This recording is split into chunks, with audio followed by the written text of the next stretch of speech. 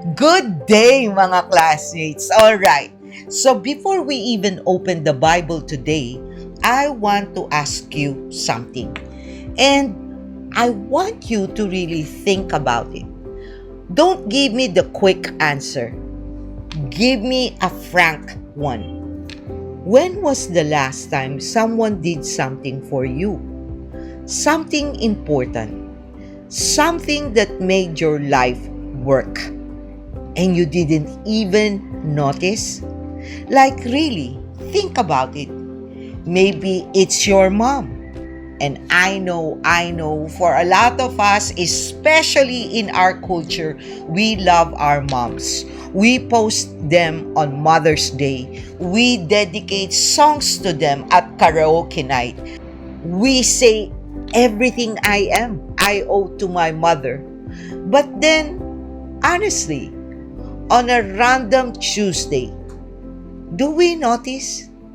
Do we notice that the clothes are folded, that the rice is cooked, that the bills got paid somehow, that the house doesn't fall apart because someone, usually her, is quietly, invisibly holding everything together? Or maybe it's not your mom. Maybe it's your spouse, your older sibling, your office mate who always stays late to finish the report, your friend who always drives but never asks for gas money, the teammate at church who sets up the chairs before service and stacks them after, and nobody even knows their name. They don't get the spotlight. They don't get the applause. They don't get tagged in the group photo. They're just there, doing the work, making things happen. And the moment they stop, that's when everyone suddenly notices. Wait, who used to take care of this? Why is nothing working? Mga classmates, here's the uncomfortable truth. We live in a world that celebrates the visible, the ones on stage, the ones with the microphone, the ones with the title, the platform, the followers, and we overlook, sometimes completely ignore, the ones whose work makes the stage possible. And I think this happens in our spiritual lives too. When you think of Jesus' ministry, who comes to mind? Peter, James, John, the 12 apostles, the big names, the ones who get chapters and books and movies made about them? But what if I told you, mga classmates, there was a group of people, women, specifically, who were so essential to Jesus' ministry that without them, the movement might not have survived. Women who traveled with Jesus, women who funded his ministry out of their own pockets, women who had been healed, delivered, and transformed, and responded not by sitting back and enjoying their blessing, but by pouring themselves out in service. And they get 3 verses.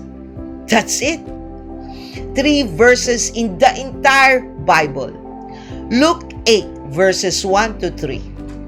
Most sermons skip over them. Most Bible studies gloss past them like they're just transitional paragraph before the real content starts. But mga classmates, today, we're not skipping them because these 3 verses reveal something massive about how God views service, about the role of women in His kingdom, about what it means to give back after you've been given, everything, and about the kind of faith that doesn't need applause to keep going. If you're the person who always works behind the scenes, at home, at church, at work, in your family, and you've been wondering if anyone sees you, if it even matters, if God even notices, today is your episode. Now, if you're new here, mga classmates, welcome! Pull up a chair, classmate. This is Pulot Aral, where we read the Bible, unpack it for real life, and discover that even the small passages have enormous things to say. No performance, no pretending, just honest Bible reading and reflection. And mga classmates, we've been journeying through Luke's Gospel, but we've also covered Matthew's Gospel and Mark's Gospel in full playlist on this channel. If you haven't checked those out, you're missing incredible context and connections. All the playlists, Luke, Matthew, Mark, Bible study tips, even our shorts are linked in the description. Go binge after this. If you're with me, tap that like button, hit subscribe, ring that notification bell, and most importantly, mga classmates, share this video.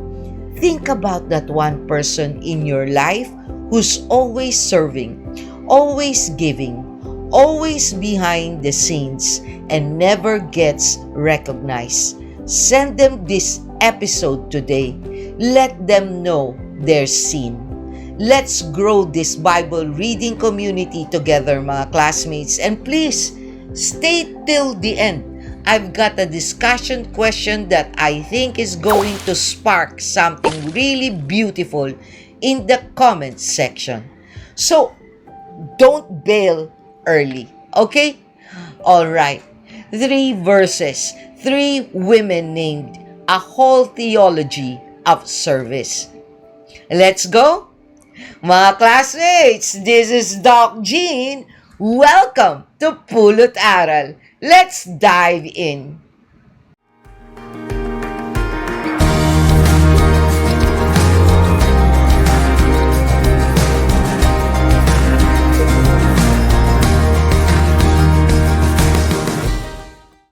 Mga classmates, let's pray first. Lord God, today we open a tiny passage, just 3 verses that most people skip. But we believe that every word of your scripture is there on purpose. So we ask the Holy Spirit to open our eyes to what you've hidden in these verses. Show us what we've been missing. Speak to the ones who serve in silence. Speak to the ones who wonder if their work matters. Speak to the ones who've been healed and aren't sure what to do next. And Lord, for anyone watching today who feels invisible, overlooked, or taken for granted, let this be the night you remind them you see them. Every act, every sacrifice, every quiet moment of faithfulness. Guide our reading, Father God. Guard our hearts. In Jesus' name, amen. Now, this is a short passage, only 3 verses, and that might make you think, this will be quick. But mga classmates, some of the richest gold in Scripture is buried in the smallest paragraphs.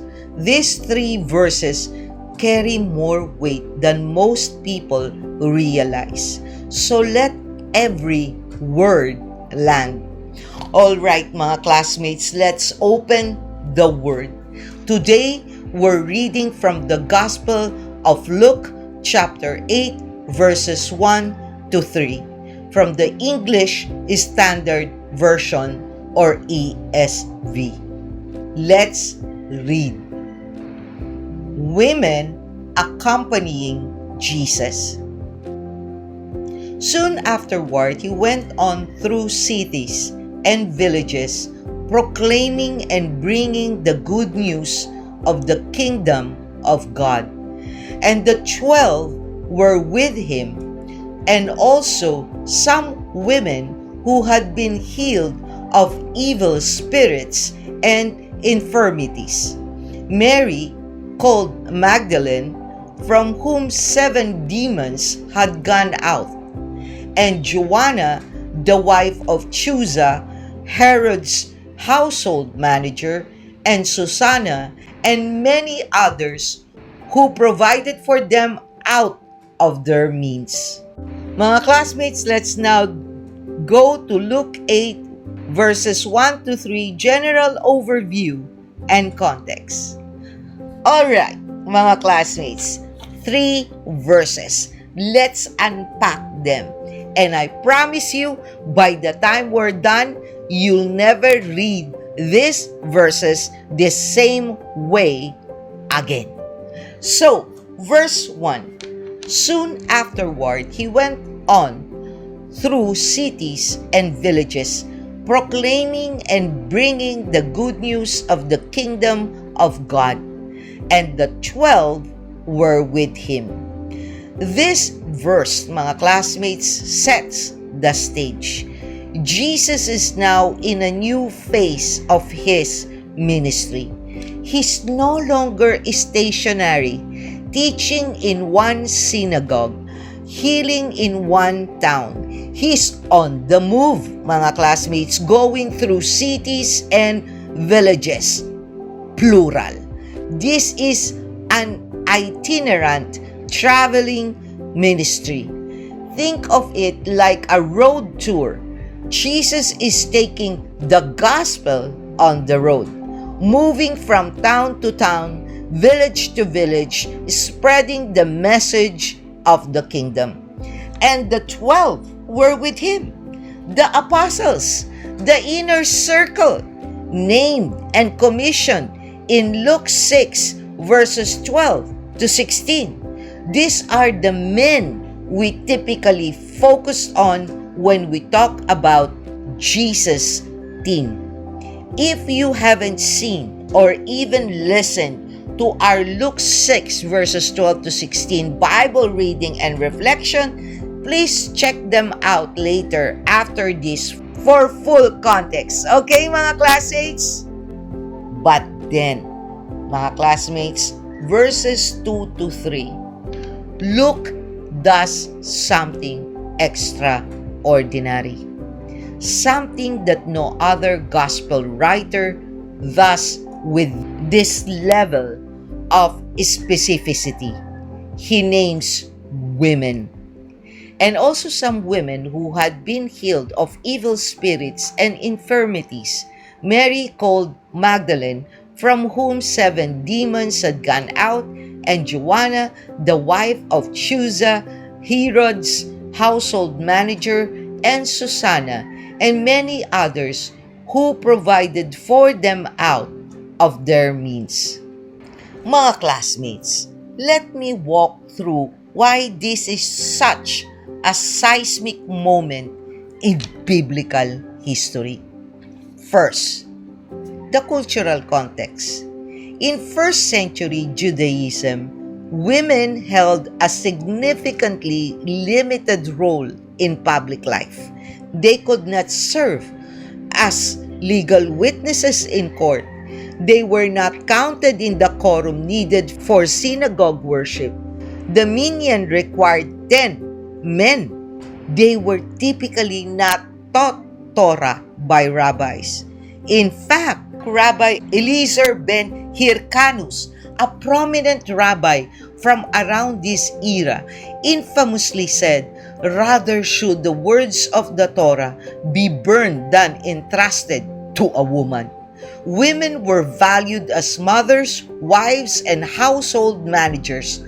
But in the public sphere of religion, teaching, and leadership, they were largely invisible. And here in Luke 8, Jesus shatters that entire paradigm. Not quietly, not subtly, publicly. He's traveling from city to city with women in his entourage, named women, women with public identities, women who are recognized as part of his ministry team. Mga classmates, in a culture where a rabbi walking alone with a woman who wasn't his wife would have been scandalous, Jesus is traveling with a group of women openly, intentionally. This was revolutionary.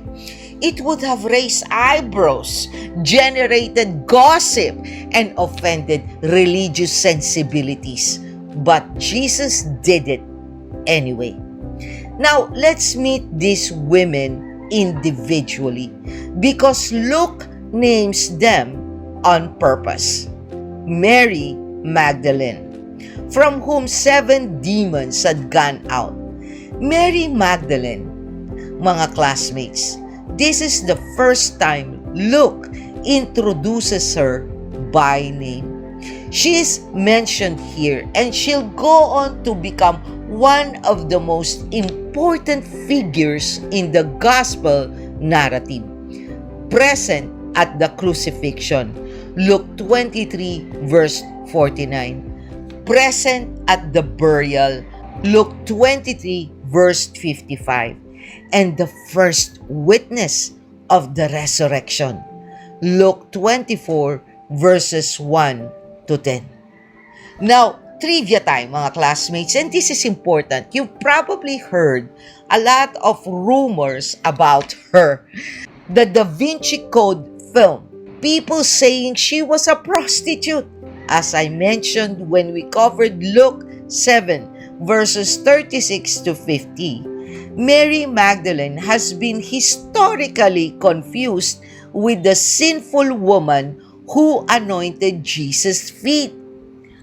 Pope Gregory I in 591 AD merged 3 different women, the sinful woman of Luke 7, Mary of Bethany, and Mary Magdalene into one figure.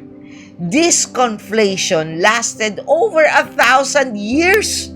In Western Christianity, mga classmates, it wasn't until 1969 that the Roman Catholic Church officially separated them in their liturgical calendar. So who was Mary Magdalene, mga classmates? Her name tells us she was from Magdala, a prosperous fishing village on the western shore of the Sea of Galilee. Archaeological excavation at Magdala, the modern-day Migdal, have uncovered a 1st century synagogue, marketplaces, and a thriving economic center. This wasn't a backwater village, mga classmates. Magdala was a commercial hub known for its fish processing and textile industry. Luke tells us that 7 demons had gone out from her. The number 7 in Jewish thought signified completeness or totality.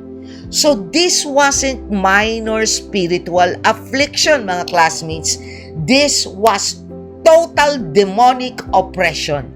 Mary had been completely, utterly overtaken, and Jesus set her completely, utterly free. And what did she do with her freedom? She followed him.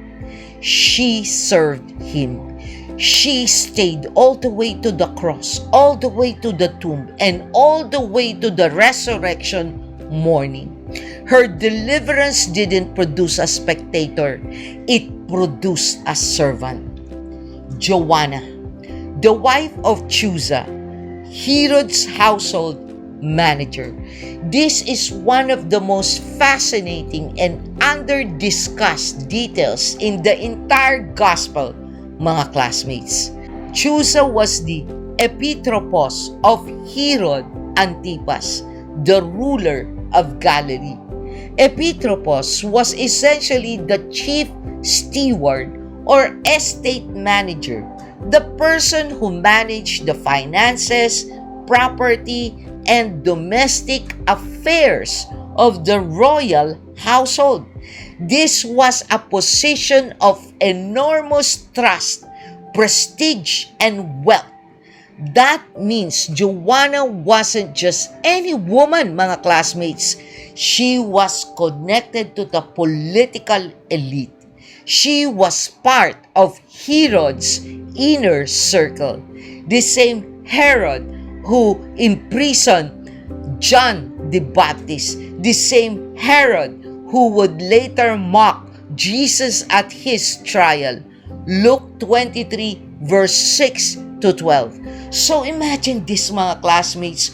Joanna is living in the palace. She's married to the man who runs Herod's household. She has access to wealth, comfort, status, and security. And she leaves that world, or at least risk it, to follow a traveling rabbi from Nazareth. That's not a small decision. That's a dangerous decision. If Herod found out that his household manager's wife was funding the movement of a controversial prophet who was attracting massive crowds and challenging the religious establishment, there could be serious consequences for Chusa, for Joanna, for everyone connected to them. And yet, she's here, named, present, financially supporting Jesus' ministry. Here's another trivia, mga classmates. Joanna appears again in Luke 24 verse 10. She's one of the women who discovers the empty tomb and reports the resurrection to the apostles. She stayed to the end, from the palace of Herod to the empty tomb of Jesus. What a journey! And some scholars speculate that Joanna may have been one of Luke's sources. Luke, as a historian, mentions in Luke 1 verses 1 to 4 that he carefully investigated everything from eyewitnesses. Who better to provide inside information about Herod's court, details that only someone inside the palace would know, than Joanna. Mga classmates, by the way, if you want to get to know more about Luke, then try to check out the video I created to give you the background of Luke. The political details, like Luke includes about Herod throughout his gospel and Acts, may very well come from her first-hand testimony. Susanna. And that's all we know, mga classmates. Susanna is mentioned once in the entire Bible, right here. Luke 8 verse 3. She's named, which means she was known to the early Christian community, but no other details are given. No backstory, no hometown, no miracle associated with her. And yet, she's included. She's named. In a world that rarely acknowledges women publicly, Luke considers her important enough to record for all of history. And many others.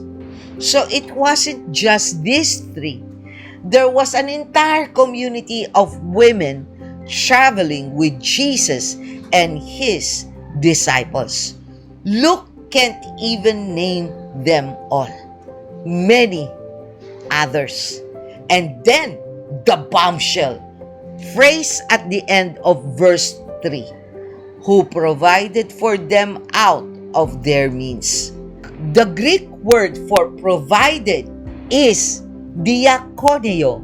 And mga classmates, this is the word from which we get deacon and ministry. It means to serve, to minister, to support, to care for. It's the same root word Jesus used in Mark 10 verse 45 when he said, "The Son of Man came not to be served, but to serve." These women were deacons of Jesus' ministry, serving, supporting, funding. And out of their means, the Greek phrase is ekton huparkontono tais, means from their own possessions, their own resources, their own wealth. This was personal, mga classmates. This was sacrificial. They weren't managing a church budget or distributing institutional funds. They were opening their own wallets. Mga classmates, here's the reality that most people don't think about. Jesus and the 12 disciples, traveling full-time from city to city, needed money, food, lodging, supplies. Jesus wasn't charging admission to his sermons. He wasn't selling merchandise. He wasn't taking up offerings. So how did the ministry survive? These women funded it. The greatest ministry in human history. The ministry that would change the entire course of civilization was financially sustained by women. Women who had been healed, delivered, and set free, and who gave back from what they had. That, mga classmates, is one of the most quietly remarkable facts in the entire New Testament. And here's one final trivia that ties this together, mga classmates. Luke is the only gospel writer who includes this detail. Matthew and Mark mention women at the cross and at the tomb, but they don't tell us about the women's role during Jesus' ministry. Only Luke does. And this is consistent with Luke's entire gospel. Luke pays more attention to women than any other gospel writer. The Annunciation to Mary, Luke 1. Elizabeth's story, Anna the prophetess, Luke 2 verses 36 to 38. The widow of Nain, Luke 7. The sinful woman in Simon's house, Luke 7 verses 36 to 50. Martha and Mary, Luke 10 verses 38 to 42. And the bent over woman, Luke 13 verses 10 to 17. The widow's offering, Luke 21 verses 1 to 4. Luke has been called the gospel of women by scholars. And this passage is a central reason why. And if you haven't seen or listened to Luke 1, 2, and 7 Bible reading and reflections, please check out the Gospel of Luke playlist. Now, let's go to Luke 8 verses 1 to 3 Bible reading and reflection. Mga classmates, let's bring this into our world. Today's reflections are organized into the acronym SERVE, SERVE, because that's what these women did, and that's what this passage calls us to do. S. Serving behind the scenes is not second-class kingdom work. Let's start here, because this is the lie that most of us even subconsciously believe. We think the real ministry is preaching, teaching, leading worship, standing on stage, being visible, and everything else, the setting up, the cleaning, the cooking, the giving, the driving, the organizing, the making sure things actually work part, that's lesser. That's support. That's background work. That's not the anointing. Mga classmates, this passage destroys that lie. These women weren't preaching the sermons. They weren't casting out the demons. They weren't being sent out two by two. But without them, literally, the ministry stops. No food, no funding, no logistical support, no practical infrastructure. Jesus' public ministry rested on their private service. Think about it in modern terms. You know that pastor whose sermon went viral. Someone funded the camera. Someone edited the video. Someone built the website. Someone kept the lights on in the building.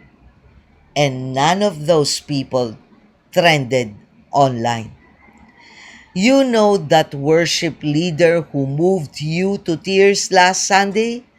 Someone turned the instruments. Someone ran the soundboard.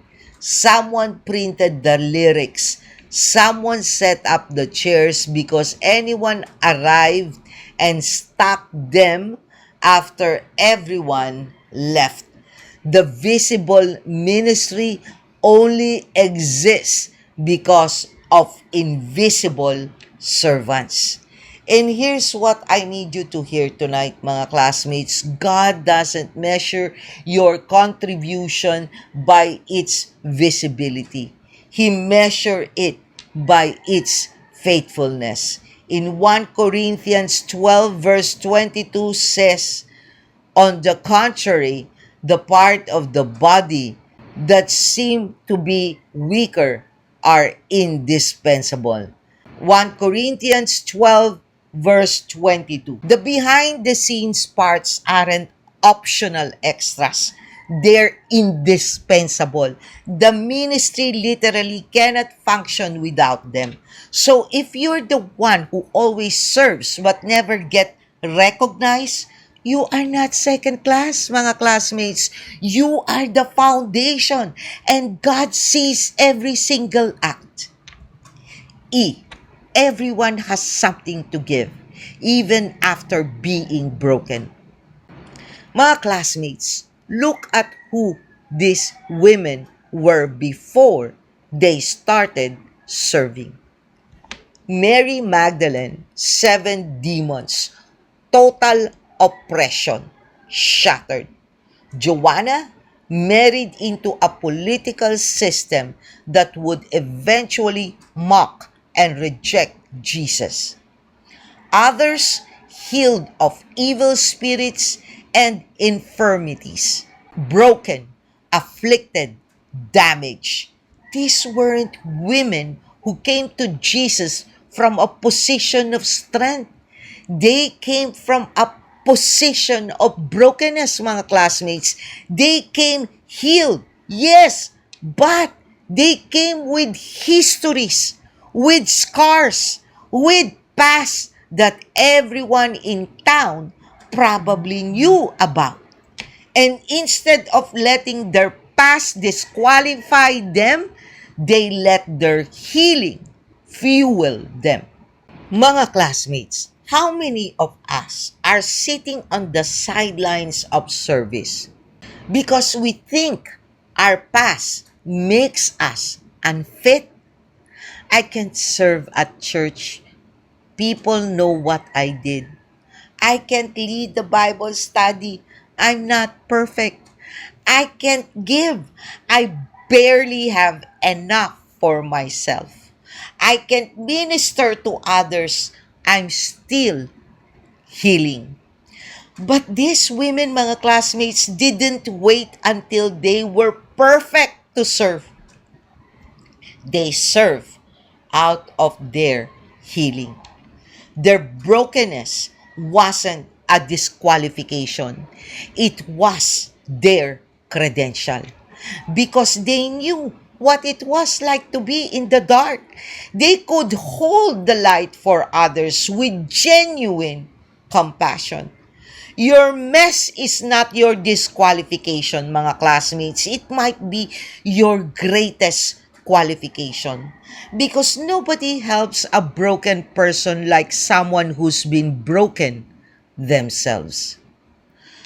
Mga classmates, personally, what I do in Pulot Aral, simply following whatever our Lord directs me to do, is already similar to what pastors in the pulpit do. But it is even harder in some ways because this is expository Bible reading. That means it does not just pick popular verses and weave them together, or those with interesting testimonies from famous celebrities as examples. Instead, it is plainly reading the Bible in the chosen translation, in this case, the ESV version, which is a word for word translation. If you want to know more about Bible translations and which one is best to read, please check out that video later for proper understanding. Anyway, mga classmates, do not get me wrong. There is nothing wrong with the style of presenting personal testimonies from famous celebrities. Okay? I watch them myself. They are definitely interesting to watch. But expository Bible reading and reflections is a whole different ballgame. It depends on the level of interest of the person who comes here. It has to be someone who truly desires to read the Bible. It is not as exciting to watch or listen to and is truly challenging to do. But as I have often said, if you are a loyal fan of Pulot Aral, you know that this was impressed on me to do, not to follow what the world demands. It was created for our Lord's purpose and ways, to bring whoever He wants to bring and to encourage the people He brings to read His scripture. Its intent is not to focus on the usual numbers game of subscribers, like, shares, and comments. It is simply for the purpose of focusing whoever He brought to honestly see or listen to His words, and for me to express the reflections He inspires me to speak. And I can speak them purely without censorship, not to win your validation and approval, but His. To be honest to His messages, do you get what I mean? It took me a while to settle that in my mind and to stop feeling that what I am doing is all for nothing, mga classmates. Because just like the women in this passage, I am serving not to be popular or to be commended for what I do, but to serve solely for Jesus' purpose.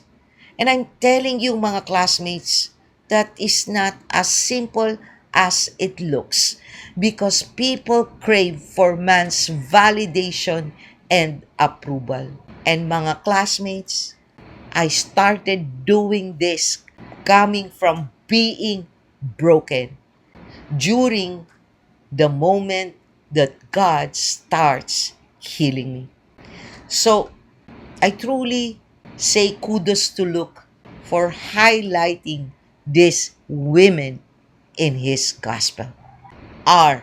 Responding to God's grace isn't about paying him back. It's about pouring forward. Here's a subtle but crucial distinction, mga classmates. These women had been healed. They had been delivered. They had been set free. And they responded by giving their time, their resources, their presence. But were they paying Jesus back? Were they settling a debt? Were they trying to earn their healing retroactively? No, absolutely not. Their healing was already done, complete, free. Jesus didn't say, I'll heal you, but you need to join the support team.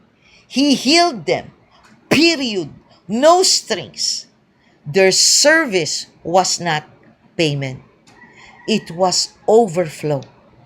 It was gratitude so deep, so genuine, so overwhelming that it couldn't stay inside. It had to express itself. And the expression took the form of giving.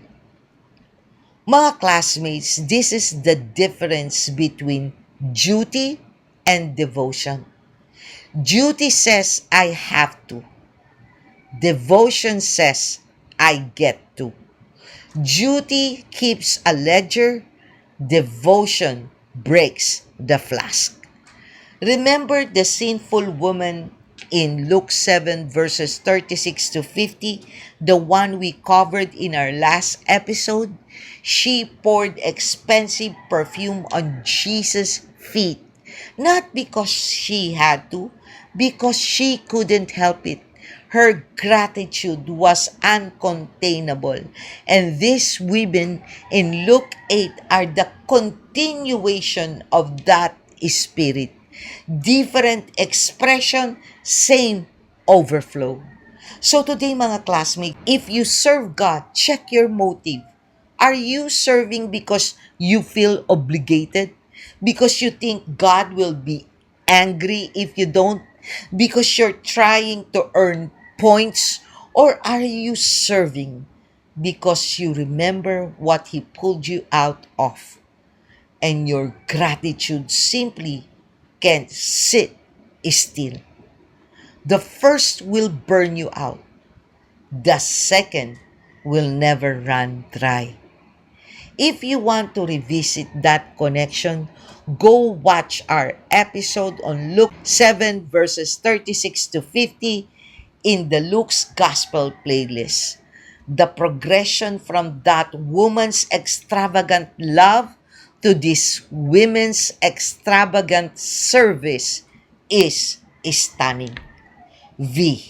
Value isn't determined by volume. Small roles carry big kingdom weight. 3 verses, mga classmates. That's all these women get.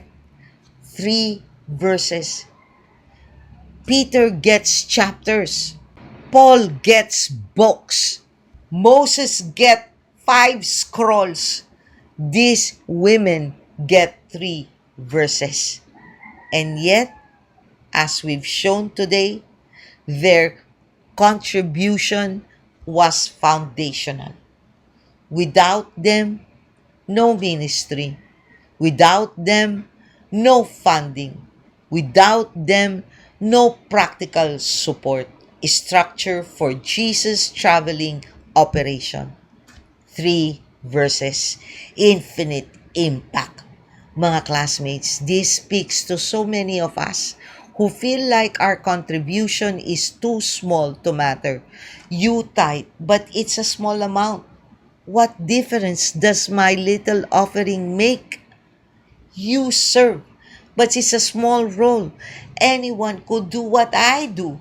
You pray, but you feel like your prayers are simple. I'm not one of those powerful prayer warriors. But remember, Jesus' teaching about the widow's offering in Luke 21, verses 1 to 4. Two small copper coins, the smallest possible amount, and Jesus said she gave more than everyone else. Not in volume, in value, because she gave everything she had. God doesn't measure by size, He measures by heart. Your 2 coins matter. Your 1 hour of service matters.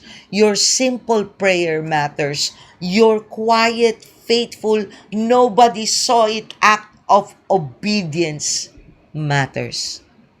Susanna got one mention, one verse, one name, and 2,000 years later, we're still talking about her.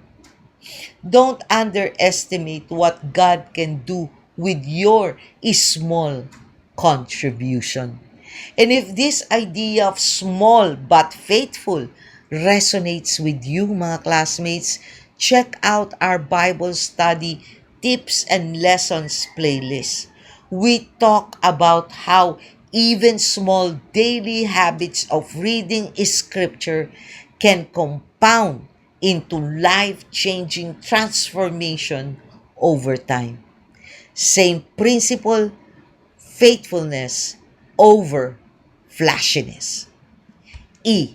Everyone in God's kingdom has equal dignity, regardless of gender, background, or status.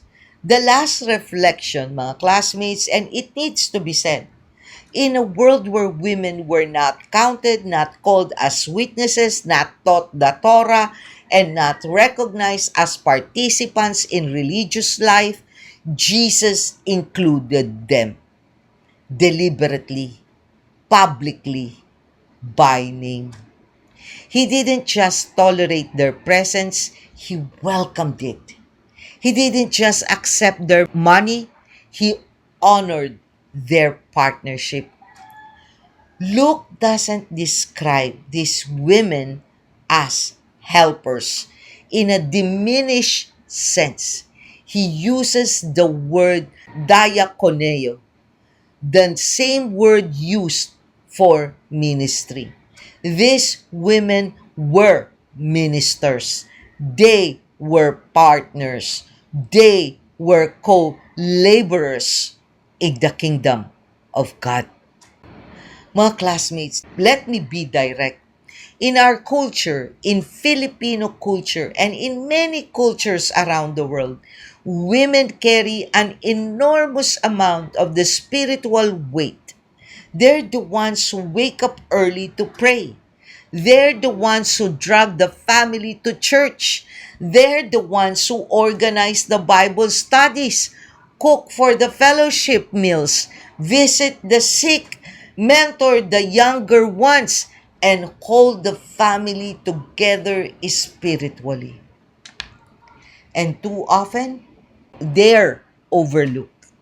The recognition goes to the pastor, the deacon, the elder, the men who stand up front, and the women who made it all possible quietly go unnamed. And in our current society, some women are demanding equality to serve in the pulpit.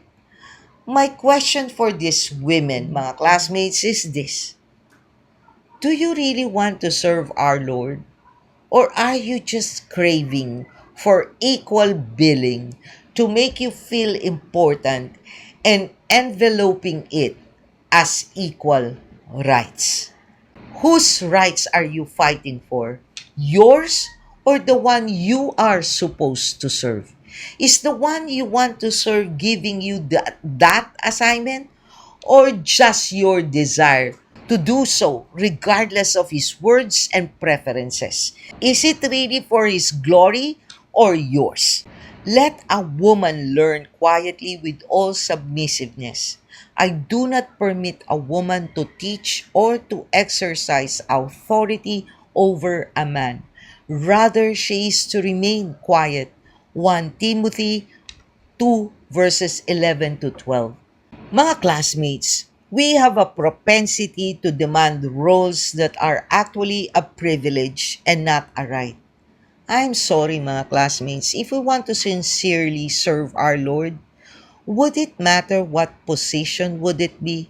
Wouldn't you want to serve according to His will and not yours? Whether or not women should have the right to be in the pulpit to teach God's words or not, does not in any way deny the value, gifts, or ministry of women. Many complementary works affirm women in teaching roles such as Sunday school, missions, and women's ministries, while distinguishing the office of elder pastor as reserved for men.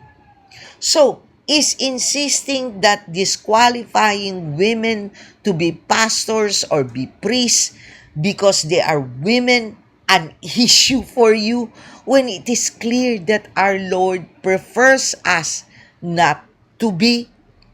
Then who exactly are you serving? God's words do not go with the flow of the world or the cultural times. It does not change because our Lord knows best. We may not understand or accept them, mga classmates, but that's what humility is. Not your will, but His. This is if you surrendered to Him. Mga classmates, that's why in Luke's gospel, he names them Mary, Joanna, Susanna, because in God's kingdom, there are no invisible people. There are no second class servants. There are no contributions too small to acknowledge. We all just have each roles to play in accordance with God's will and not ours. Galatians 3 verse 28 states, "There is neither Jew nor Greek, there is neither slave nor free, there is no male and female, for you are all in Christ Jesus." Galatians 3 verse 28. If God sees you, and He does, then your role in His kingdom has full dignity, full weight, full value, whether the world notices or not. All right, mga classmates, short passage tonight, right? Deep truths. Here's tonight's discussion question for the comment section below. Who is the behind the scenes person in your life? The one who serves faithfully but rarely gets recognized. And what would you like to say to them right now? Name them. Thank them.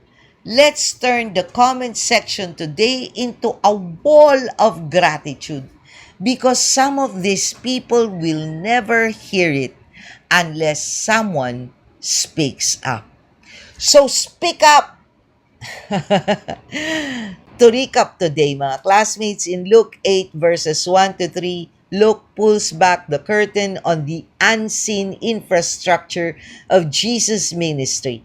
As Jesus and the 12 traveled from city to city, preaching the good news, a group of women, Mary Magdalene, Joanna, Susanna, and many others traveled with them, serving and providing financially out of their own resources.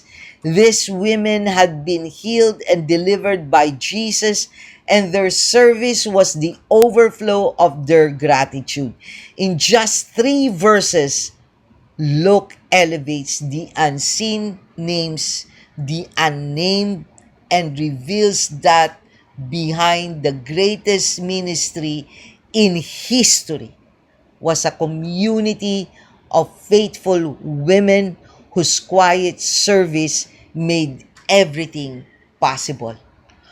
Our serve lesson tonight is S. Serving behind the scenes is not second-class kingdom work. E, everyone has something to give even after being broken. R, responding to grace isn't paying back, it's pouring forward. V, value isn't determined by volume. Small roles carry big weight. E, everyone in God's kingdom has equal dignity. And mga classmates, if you missed the last episode where we covered Luke 7 verses 36 to 50, the sinful woman who poured perfume on Jesus' feet, go watch that. It directly connects tonight.